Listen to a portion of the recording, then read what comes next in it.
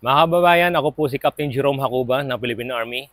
Abangan po ninyo ang tatlong episode ng aking kwento sa kay Colonel Dinis Iclarin sa darating na Disyembre 5, 6 at 7.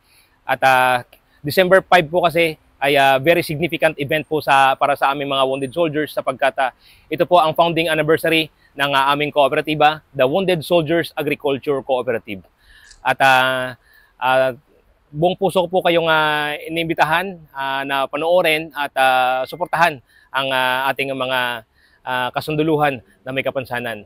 Sabi ko po, inalaw ng Panginoon na mabulag ako upang makita ang totoong kalagayan at pangangailangan ng aking kapwa sundalong may kapansanan.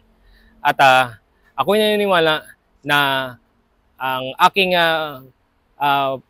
paningin, ang kadiliman ng aking paningin ang ginagamit ng Panginoon upang maging liwanag na maraming tao na may mga madilim na spiritual na buhay. Kaya abangan po ninyo. Ito po ang sinasabi ko palagi na ito ang inyong Captain Blind, ang bulag na may kita. May kita because not ang kita na ito is the vision. Vision because sabi ni Helen Keller, the only thing worse than being a blind is having a sight but have no vision. We do not need our eyes to have a vision.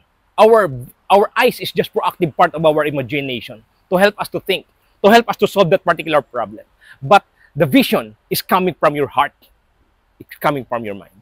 Kaya ito po ang inyong Captain Blind, ang bulag. Salamat, Na may kita. Jerome. Maraming salamat po.